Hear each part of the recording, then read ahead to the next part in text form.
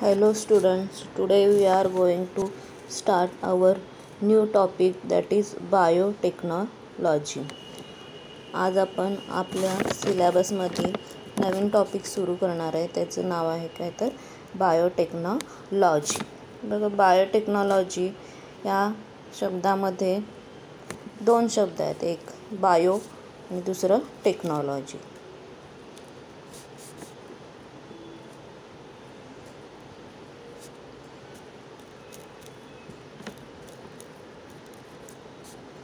याच्यामध्ये बायोचा अर्थ आपल्याला माहिती आहे. Bio means it is related with the living things आणि टेक्नॉलॉजी म्हणजे तंत्रज्ञान. मग बायोटेक्नॉलॉजी म्हणजे काय तर it is the technology which is used in living things और it is the technology which is used in biological sciences. यावरून आपण बायोटेक्नॉलॉजीचे डेफिनेशन काय सांगू शकतो बघा, किंवा जनरल आपण काय सांगू शकतो बघा. तर बायोटेक्नॉलॉजी म्हणजे काय, it is the product of interaction between the biological science and technology. Biological science आणि टेक्नॉलॉजी या दोन्हीमधलं जे इंटरॅक्शन आहे त्याला आपण काय म्हटलं, biotechnology. And that term biotechnology it was first used by the scientist Karl इरिके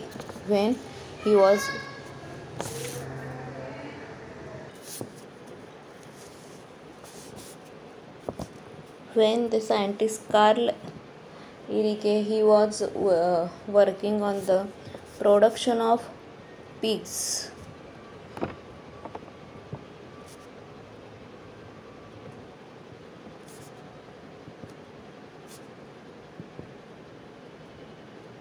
On large scale.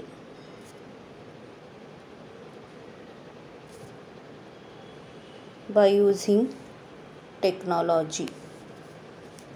At that time he used that term that is biotechnology. मग हे जे बायोटेक्नॉलॉजी आहे ह्या बायोटेक्नॉलॉजीचे वेगवेगळ्या सायंटिस्टने वेगवेगळे डेफिनेशन्स सांगितलेले आहेत. त्या डेफिनेशन्स काय आहेत ते आपण बघणार आहे. Biotechnology it is defined by the different organization by different ways. मग त्याच्यामध्ये फर्स्ट डेफिनेशन जी आहे ती कुठली आहे बघा, it is the development and utilization of biological forms products और processes for obtaining maximum benefits to man and other forms of life. बघा काय सांगितले तर development and utilization of biological forms. Biological forms म्हणजेच काय तर प्लांट्स, ॲनिमल्स, मायक्रो ऑर्गॅनिझम्स जे आहेत त्यांची जी डेव्हलपमेंट आणि त्यांचा उपयोग हे कशासाठी करणार आहे आपण, तर त्यांचे जे काही प्रोडक्ट्स असतील किंवा ते स्वतः असतील त्याचा उपयोग कशासाठी करणार आहे आपण, for the man and other forms of life, benefits of other forms of life. म्हणजे मॅन असू दे किंवा बाकीचे जे ऑर्गॅनिझम्स आहेत, लिव्हिंग थिंग्स आहेत, त्यांच्या डेव्हलपमेंट त्यांच्या फायद्यासाठी आपण हे बायोलॉजिकल फॉर्म्स जे आहेत म्हणजे जे काही एजंट्स आहेत, biological agents, plants, animals, micro organism त्यांचा आपण उपयोग करणार आहे. तर त्यासाठी आपण वेगवेगळ्या टेक्नॉलॉजीज वापरणार आहे. त्याला काय म्हटले तर बायोटेक्नॉलॉजी. त्यानंतर आणखीन एक महत्त्वाची डेफिनेशन आहे बघा, इट वॉज गिवन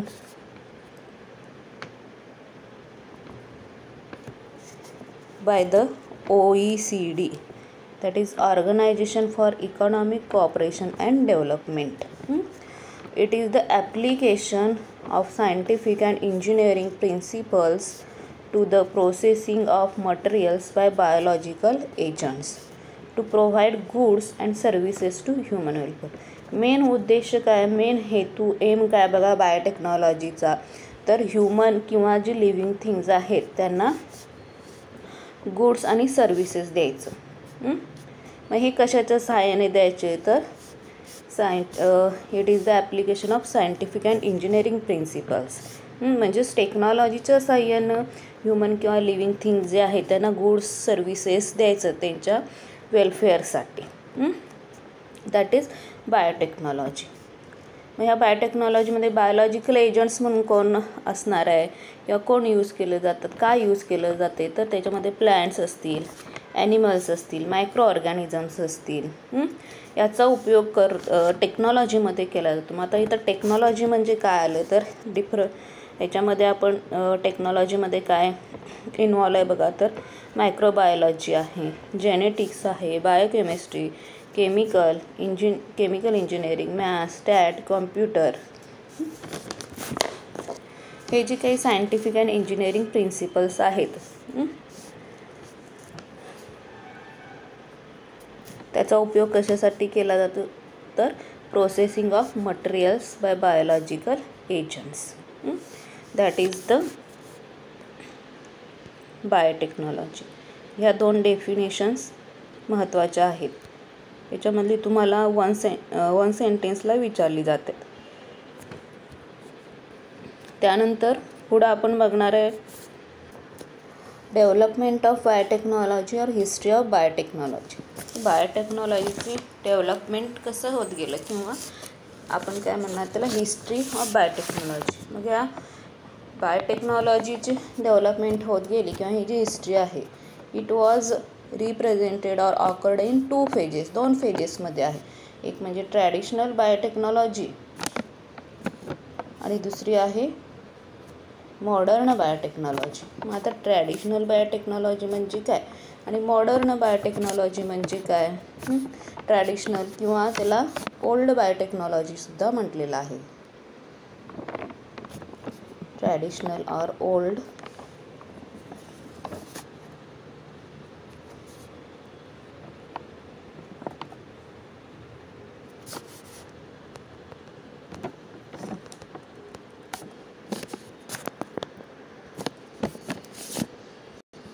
और क्लासिकल बायोटेक्नॉलॉजी आणि मॉडर्न बायोटेक्नॉलॉजीला मॉडर्न और न्यू बायोटेक्नॉलॉजी.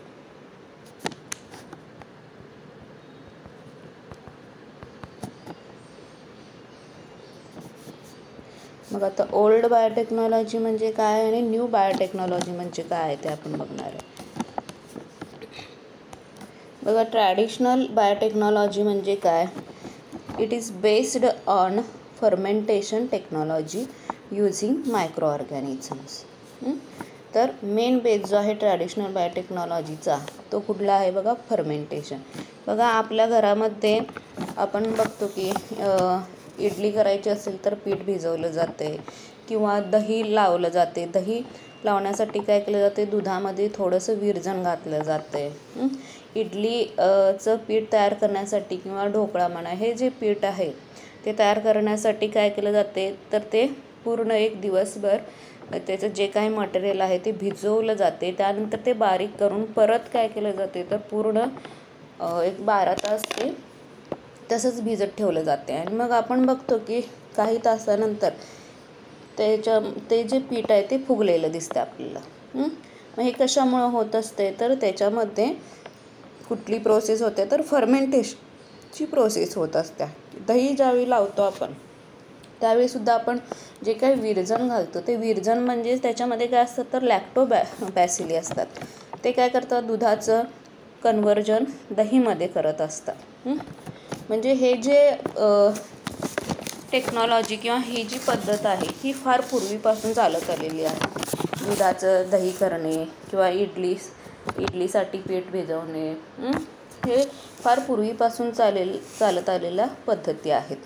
तर त्याच्यामध्ये आणखीन आपण बघायला गेलं तर कर्डसोबतच it is used in the preparation of soma, vinegar, cheese, wine, yogurt.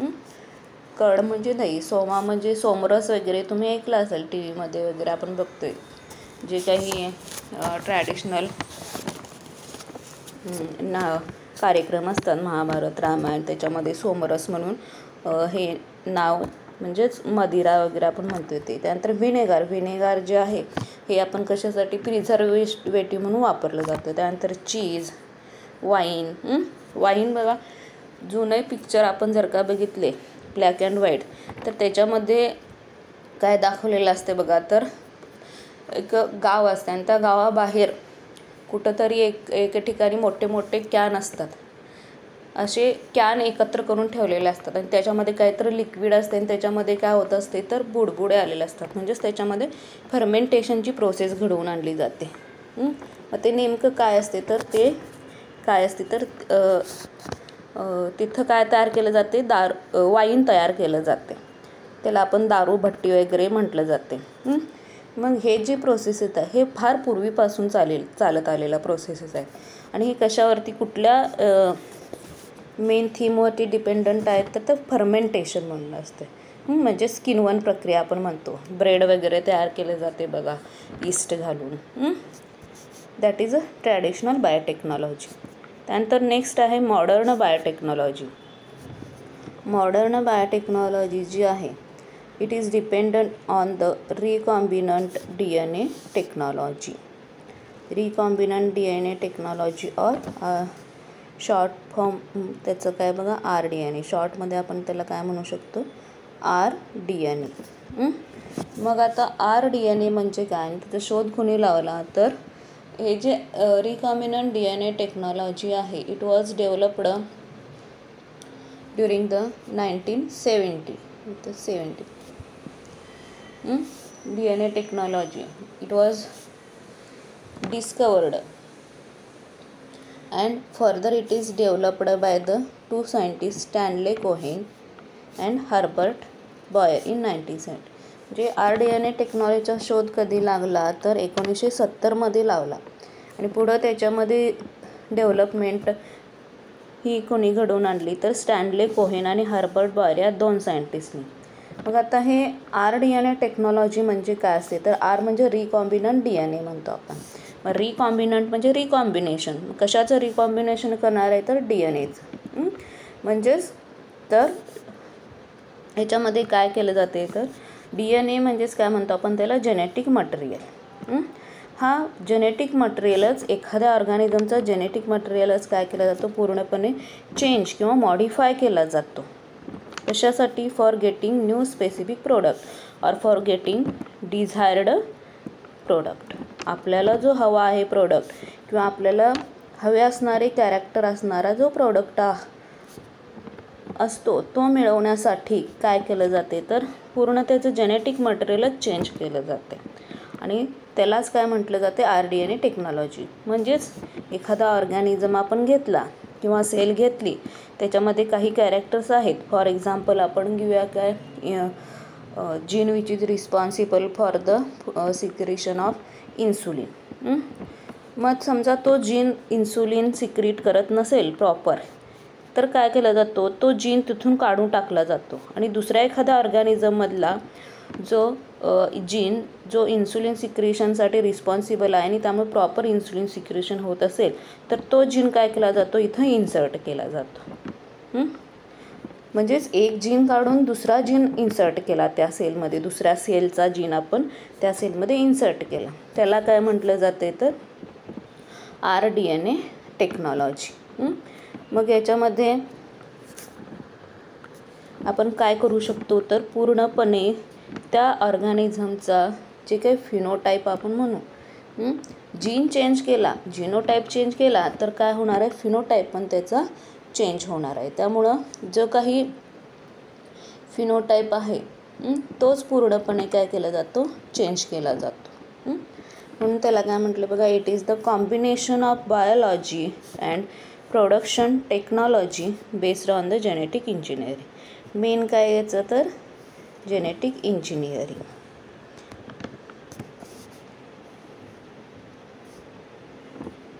म्हणजे पूर्ण जीनच चेंज केला जातो आणि जीन चेंज केल्यामुळं काय होणार आहे तर त्याचा जो रिझल्ट असणार आहे फिनोटायपिक रिझल्ट तो सुद्धा चेंज होणार आहे आणि तो आपल्याला हवा असणारा चेंज घडवून आणायचा आहे आपल्याला.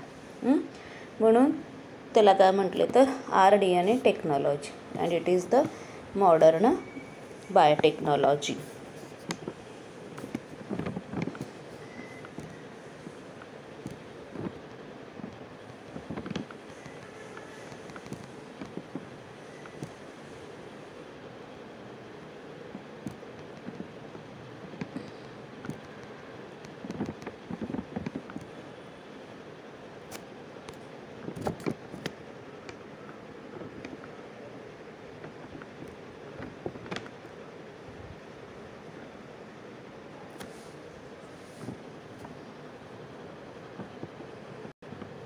त्यानंतर पुढं बघणार आहे बघा, तर features of technology that differentiate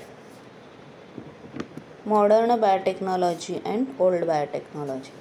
modern biotechnology ही ओल्ड बायोटेक्नॉलॉजीपेक्षा डिफरंट काय आहे ते आपण बघणार आहे. तर त्याच्यामध्ये काय बघा, तर capability of science to change the genetic material for getting new specific products through RDNA technology.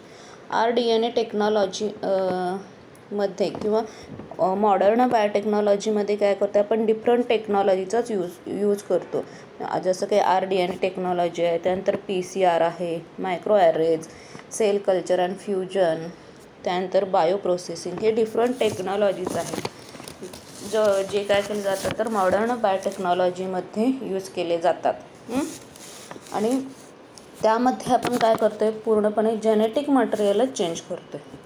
आणि जेनेटिक मटेरियल चेंज केल्यामुळं काय होते, आपल्याला हवे असणारे रिझल्ट किंवा पूर्णपणे त्या ऑर्गॅनिझमचा फिनोटाईप किंवा आपण त्याला काय म्हणू, मॉर्फोलॉजी आपण काय करतो त्याची चेंज करतो.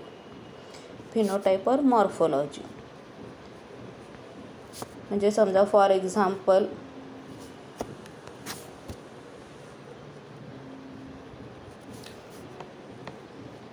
रेड फ्लावर असेल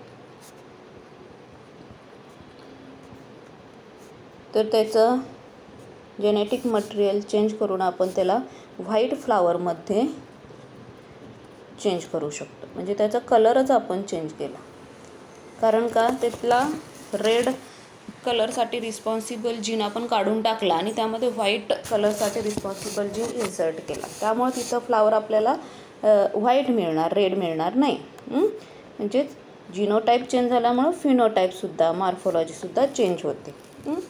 पण ओल्ड बायोटेक्नॉलॉजीमध्ये तसं होत नाही. ओल्ड बायोटेक्नॉलॉजीमध्ये जिनोटाईप आपण तिथं चेंज करत नाही. एखादा प्रोडक्ट आपण तयार करू शकतो, पण तिथं कुठल्याही प्रकारचं जिनोटाईप चेंज होऊ शकत नाही. मग जिनोटाईप चेंज होत नाही आहे, त्यामुळं फिनोटाईप पण चेंज होत नाही. म्हणजे इथं कुठल्याही प्रकारचं जेनेटिक चेंज आपण करत नाही. त्याचबरोबर आणखीन काय बघा, तर ownership of technology and it's social political impact. तर मॉडर्न बायोटेक्नॉलॉजी आणि ओल्ड बायोटेक्नॉलॉजी याच्यामधला मेन फरक काय, तर ओनरशिप ऑफ टेक्नॉलॉजी. जी काही टेक्नॉलॉजी एखादा प्रोडक्ट तयार करण्यासाठी वापरली जाते त्याची ओनरशिप, आणि त्याचा इम्पॅक्ट म्हणजेच काय, त्याचा परिणाम, होणारा परिणाम कशावरती, सोशल पॉलिटिक्सवरती किंवा समाजावरती होणारा परिणाम. या दोन गोष्टींचा विचार केला तर मॉडर्न बायोटेक्नॉलॉजी ही ओल्ड बायोटेक्नॉलॉजीपेक्षा पूर्णपणे काय आहे, डिफरंट आहे. आणि आता जर का आपण बघायला गेलो तर हे जे मॉडर्न बायोटेक्नॉलॉजी आहे, जवळजवळ बऱ्याचशा क्षेत्रामध्ये, बऱ्याचशा फील्डमध्ये या मॉडर्न बायोटेक्नॉलॉजीचा म्हणजेच RDNA टेक्नॉलॉजीचा उपयोग केला जातो. कुठल्या कुठल्या क्षेत्रामध्ये केला जातो बघा, तर it is used in pharmaceutical industries, फार्मसीमध्ये, त्याचबरोबर ॲग्रो इंडस्ट्रीजमध्ये,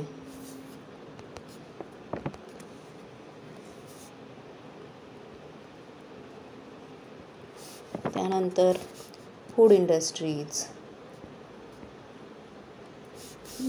अशा बऱ्याचशा इंडस्ट्रीजमध्ये मॉडर्न बायोटेक्नॉलॉजीचा किंवा RDNA टेक्नॉलॉजीचा वापर केला जातो. फार्मसीमध्ये डिफरंट मेडिसिन शोधून काढणे किंवा काही जेनेटिक डिसिजेस असतात, जेनेटिक डिसऑर्डर्स, त्यामध्ये त्यानंतर ॲग्रोमध्ये काय करू शकतो आपण, प्लांट्समध्ये जे काही कमी क्रॉप इल्डिंग प्लांट्स असतील त्याला आपण हाय क्रॉप इल्डिंग प्लांट्समध्ये कन्वर्ट करू शकतो. त्यानंतर फूडमध्ये अशा बऱ्याचशा डिफरंट इंडस्ट्रीजमध्ये या मॉडर्न बायोटेक्नॉलॉजीचा उपयोग आता केला जातो. अशा प्रकारे काय तर हे आपण आपला आजचा जो टॉपिक आहे बायोटेक्नॉलॉजी, त्यामध्ये आपण बघितलं काय काय बघितलं बघा, तर त्याची डेफिनेशन बघितली आपण.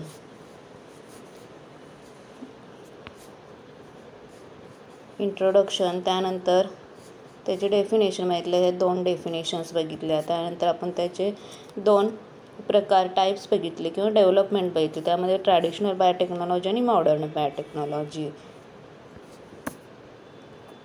आणि त्यानंतर हे जे ट्रॅडिशनल आणि मॉडर्न बायोटेक्नॉलॉजी आहे त्याच्यामध्ये असणारा मेन डिफरन्स. त्यानंतर नेक्स्ट पॉईंट आपण नेक्स्ट लेक्चरला बघणार.